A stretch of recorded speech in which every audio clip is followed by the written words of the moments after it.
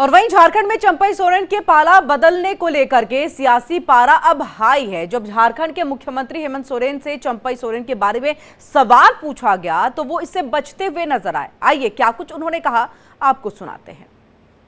देखिए, ज्यादा लेके खड़ा है, हमने क्या किया नहीं किया, राज्य की जनता, राज्य की महिलाएं, राज्य के युवा इसको तय करेंगे। चंपई दा को बीजेपी में जाने वाले क्या इससे फर्क पड़ेगा? उस विषय पर हम लोग बात करेंगे। और वहीं चंपई सोरेन पर हेमंत बिस्वा शर्मा का बयान सामने आया है। चंपई सोरेन पर हेमंत बिस्वा शर्मा का बयान जो आया है उसमें उन्होंने कहा है कि सोरेन के पीछे जासूस लगाए गए थे। ये बड़ी खबर आ रही है। चंपई सोरेन का फोन भी टैप हुआ होगा, ये भी बात हेमंत बिस्वा शर्मा ने कही है। तो वहीं चंपई सोरेन को कोलकाता से ट्रेस किया जा रहा था। झारखंड पुलिस के कुछ आला अधिकारी पकड़े गए हैं। तो ये बड़ा बयान हेमंत बिस्वा शर्मा की तरफ से आया है सामने, जिसमें उन्होंने कहा है कि चंपई सोरेन का फोन टैप हो रहा था और उनके कॉल को ट्रेस किया जा रहा था और इस मामले में झारखंड पुलिस के कई आला अधिकारी पकड़े गए हैं। चंपई सोरेन जी दिल्ली गए थे आज से एक सप्ताह पहले और उन्होंने दिल्ली में 3 दिन बिताया था।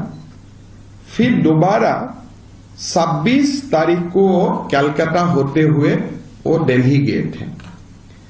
तो दोनों बार जब दिल्ली गए थे वो दोनों बार ताज होटल में रुके थे। दोनों बार उनका साथ जो अपना सरकारी पीए भी है, पीएस भी है, आधिकारिक रूप में ही वो ताज होटल में रुके थे।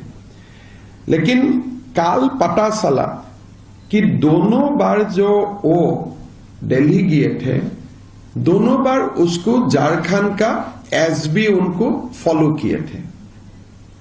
स्पेशल ब्रांच झारखंड पुलिस उनको फॉलो किए थे।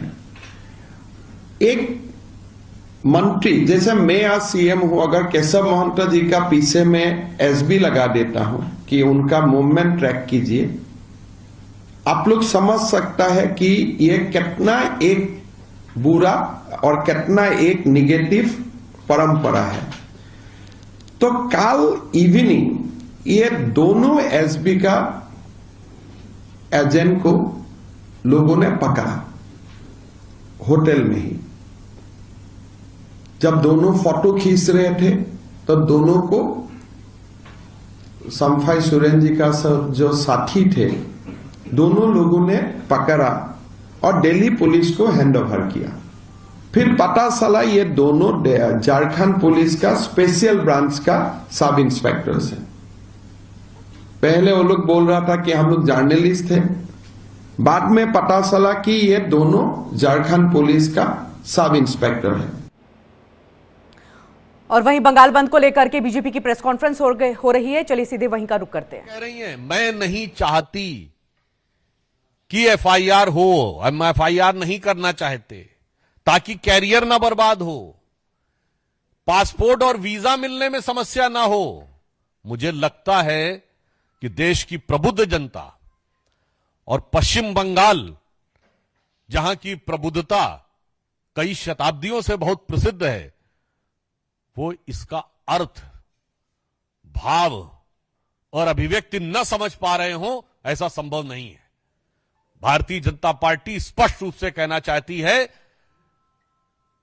कि शब्दों के हेरफेर के साथ ममता बनर्जी जी ने सीधे डॉक्टरों को धमकाने का काम किया है और एक प्रकार से उनके कैरियर के ऊपर प्रश्न चिन्ह लगाने का काम शब्दों के मायाजाल के अंदर किया है, ताकि प्रत्यक्ष में जो दिख रहा है ठीक वैसे ही जैसे सरकार का मुखौटा कुछ और दिख रहा है पश्चिम बंगाल में और मुख कुछ और दिख रहा है, उसी प्रकार से इस प्रेस कॉन्फ्रेंस में शब्द कुछ है और भाव क्या है ये सबको समझ में आ रहा है। और आप सुधांशु त्रिवेदी को सुन रहे थे। सीधे तौर पर ममता पर हमला करते हुए उन्होंने सीधे तौर पे कहा कि मुख कुछ और है, मुखौटा कुछ और है और सीधे तौर पर शब्दों में हेरफेर करते हुए उन्होंने डॉक्टरों को धमकी दी है। रुकेंगे एक छोटे से ब्रेक के बाद भी खबरों का सिलसिला लगातार जारी है।